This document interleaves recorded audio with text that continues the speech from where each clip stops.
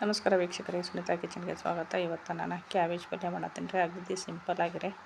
ನಮ್ಮ ಹಳ್ಳಿಗಳ ಕಡೆ ಹೆಂಗೆ ಮಾಡ್ತಾರಲ್ಲ ಹಂಗೆ ಕ್ಯಾಬೇಜ್ ಪಲ್ಯ ಮಾಡಕತ್ತೀನಿ ರೀ. ನಾನು ಭಾಳ ಅಂದ್ರೆ ಭಾಳ ಸಿಂಪಲ್ ಪಲ್ಯ ರೀ ಇದು. ಈಗ ಕ್ಯಾಬೇಜ್ ಕಟ್ ಮಾಡತ್ತೀನಿ ನೋಡ್ರಿ.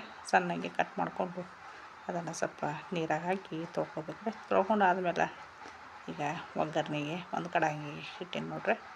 ಕಡಾಯಿ ಕಾದಿಂದ ಸ್ವಲ್ಪ ಎಣ್ಣೆ ಹಾಕ್ಕೊಂಡ್ರೆ, ಎಣ್ಣೆ ಹಾಕಿದಾದ್ಮೇಲೆ ಫಸ್ಟಿಗೆ ಜೀರಿಗೆ ಹಾಕ್ಕೊಂಡ್ರಿ. ಜೀರಿಗೆ ಆದ್ಮೇಲೆ ಸಾಸಿವೆ ಹಾಕ್ಕೊಂಡ್ರೆ, ಸಾಸಿವೆ ಹಾಕಿದಾದ್ಮೇಲೆ ಉಳ್ಳಿಗಡ್ಡೆ ಏನು ಕಟ್ ಮಾಡಿ ಇಟ್ಕೊಂಡಿದ್ದಿರಲ್ಲ ಉಳ್ಳಿಗಡ್ಡೆನೂ ಈಗ ಎಣ್ಣೆಗೆ ಹಾಕಿ ಫ್ರೈ ಮಾಡೋಣ್ರಿ.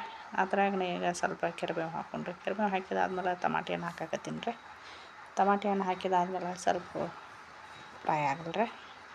ಫ್ರೈ ಆದ್ದರಿಂದ ಸ್ವಲ್ಪ ಇನ್ನೊಂದು ಸ್ವಲ್ಪ ಖಾರ ಅರಿಶಿನ ಹಾಕಿ ಇನ್ನೊಂದು ಸ್ವಲ್ಪ ನಾವು ಫ್ರೈ ಮಾಡಿ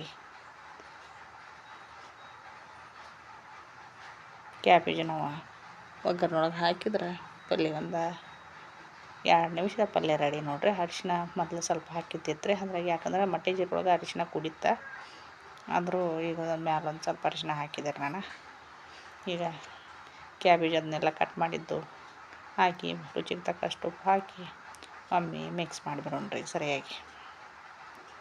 ಈಗ ಒಮ್ಮೆ ನಾವೆಲ್ಲ ಮಿಕ್ಸ್ ಮಾಡಿದ್ದೀವಪ್ಪ ಅಂದ್ರೆ ಸ್ವಲ್ಪ ಮ್ಯಾಲೆ ನಾನು ತೊಗರಿಬೇಳೆ ಹಾಕಕತ್ತೀನಿ ನೋಡ್ರಿ. ಬೇಳೆ ಹಾಕಿದ್ರೆ ನಡಿತೈತೆ, ಇಲ್ಲಾಂದ್ರೆ ನೀವು ಹಂಗೆ ಬಿಡ್ತೇನೆ ಅಂದರೂ ನಡಿತೈತೆ ರೀ. ನಿಮ್ಮ ಇಷ್ಟ ಅದ ಬೇಳೆ ಹಾಕೋದು ಬಿಡೋದು. ನಾನು ಸ್ವಲ್ಪ ತೊಗರಿಬೇಳೆ ಹಾಕಿದೆ ರೀ. ತೊಗರಿಬೇಳೆ ನೆನೆ ಹಾಕಿದ್ರೆ ನೀರೇನು ಹಾಕೋ ಅವಶ್ಯಕತೆ ಇರೋಂಗಿಲ್ಲ. ನಾನು ಹಂಗೆ ಒಣ ಬೇಳೆನೇ ಹಾಕ್ಯಂಡ್ರಲ್ಲ. ಈಗ ಸ್ವಲ್ಪ ಕುದಿಯುವಷ್ಟು ಸ್ವಲ್ಪ ನೀರು ಹಾಕಬೇಕಾಕೈತೆ ರೀ.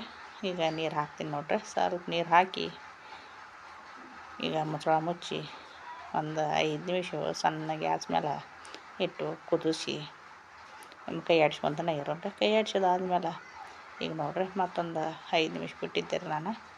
ಈಗ ಪಲ್ಯ ರೆಡಿ ಆಗೈತೆ. ಈಗ ಕೊತ್ತಂಬರಿ ಹಾಕಿ ಮಿಕ್ಸ್ ಮಾಡಿದ್ವಪ್ಪ ಅಂದ್ರೆ ಪಲ್ಯ ರೆಡಿ ಆಯ್ತು ನೋಡ್ರಿ. ನಮ್ಮದು ಅನ್ನದ ಹಿಂಬಲ್ಲಿ, ರೊಟ್ಟಿ ಹಿಂಬಲ್ಲಿ, ಚಪಾತಿ ಹಿಂಬಲ್ಲಿ ಎಲ್ಲದ್ರ ಹಿಂಬಲ್ಲಿನೂ ಚಲೋ ಹತ್ತೈತೆ ರೀ. ನೀವು ಒಮ್ಮೆ ಮಾಡಿ ಹೆಂಗೆ ಆಕೈತೆ ಅಂತೇಳಿ ಕಮೆಂಟ್ ಮಾಡಿ ತಿಳಿಸ್ರಿ. ನಮಸ್ಕಾರ ವೀಕ್ಷಕರೇ.